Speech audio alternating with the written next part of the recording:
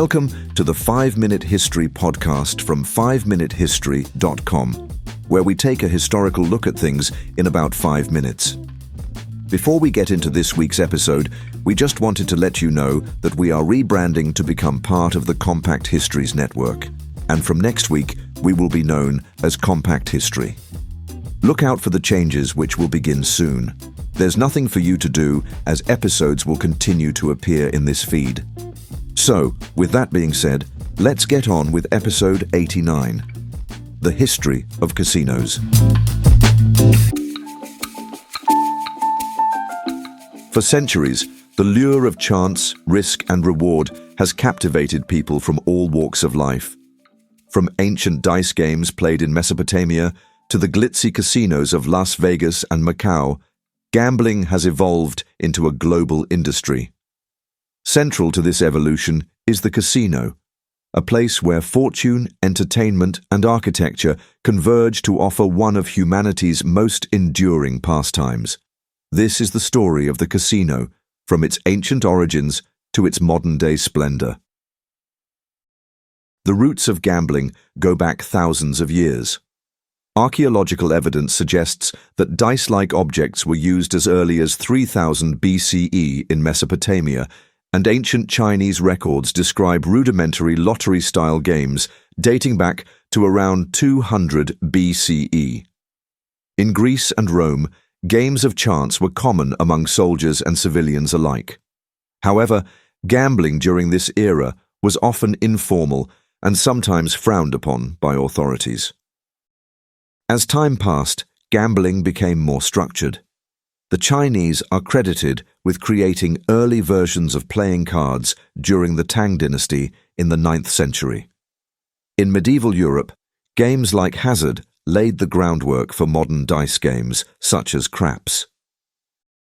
The word casino comes from the Italian word casa, meaning house, and originally referred to a small country villa or social club.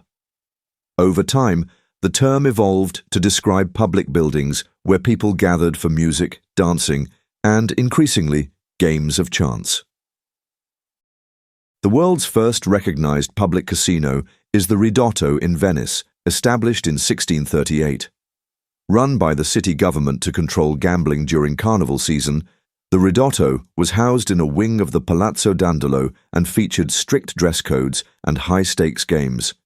It represented a turning point in how gambling was socially organized and regulated. Casinos began spreading throughout Europe during the 18th and 19th centuries. Monte Carlo became the gambling capital of Europe with the opening of the Casino de Monte Carlo in 1863.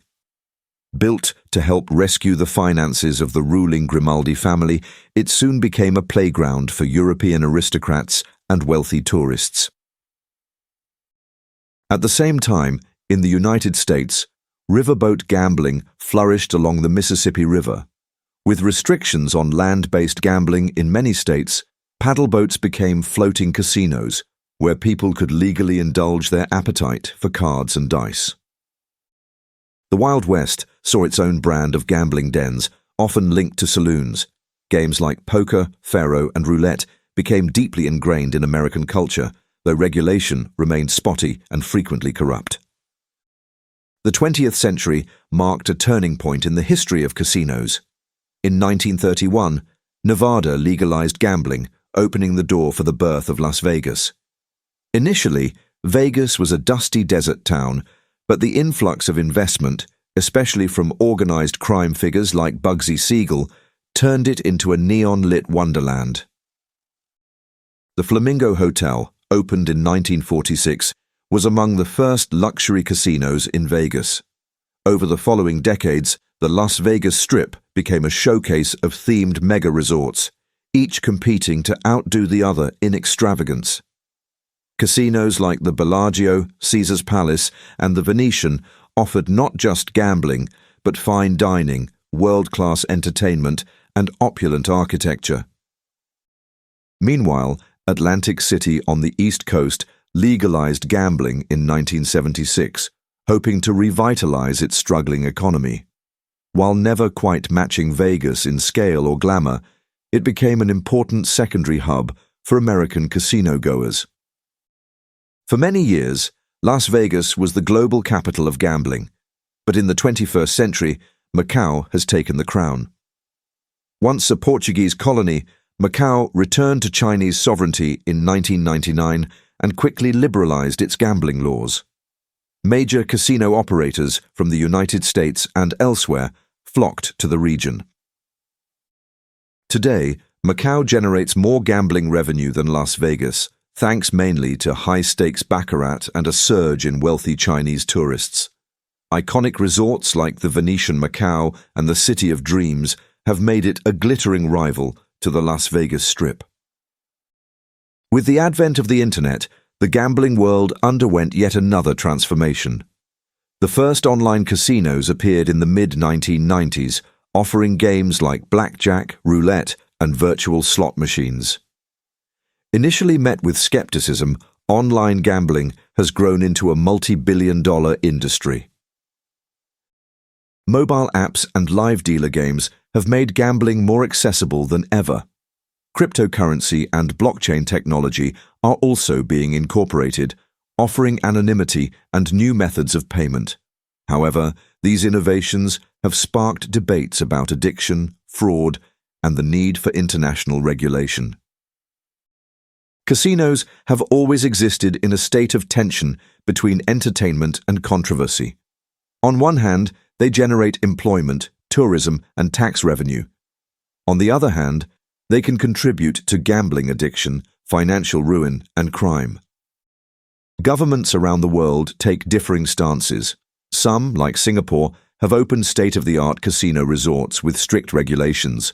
Others, such as Japan, have only recently started to embrace integrated resorts following years of resistance. Many countries still ban gambling outright, while others allow it under limited conditions.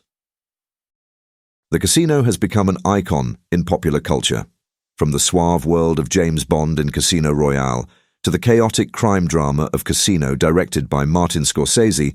Gambling venues have been depicted as both glamorous and dangerous. Casinos are more than just places to gamble.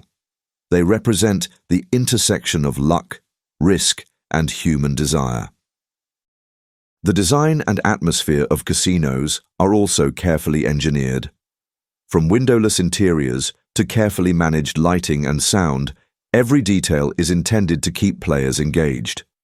The psychology of gambling has become a field of study in itself, influencing not just brick-and-mortar venues, but also game design in online spaces.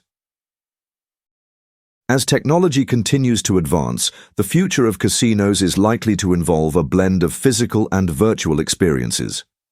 Virtual reality casinos are already in development, offering immersive environments where players can interact as avatars. Artificial intelligence may be used to personalize gaming experiences and monitor player behavior for signs of addiction. Sustainability is also becoming a concern. As mega resorts consume vast amounts of energy, operators are increasingly adopting greener practices. Casinos may also diversify their offerings further, integrating esports, themed attractions, and digital art displays to attract a broader audience. From ancient dice games to high-tech digital playgrounds, casinos have evolved alongside society, reflecting our shifting attitudes toward risk, reward, and regulation. Whether viewed as dens of vice or temples of chance, they continue to hold a unique place in the cultural and economic fabric of the world. And as the industry adapts to new technologies and changing social norms, one thing remains clear. The allure of the casino shows no signs of folding.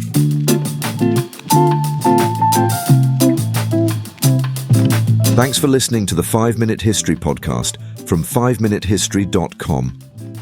If you enjoy the show and would like to support us, please leave us a review wherever you get your podcasts, and don't forget to subscribe so you don't miss any future episodes. If you would like to support us more directly, then please consider buying us a coffee. Head on over to 5minutehistory.com/coffee to see how. You may also be interested in our other 5-minute podcasts, which you can find at 5minuteproductions.com.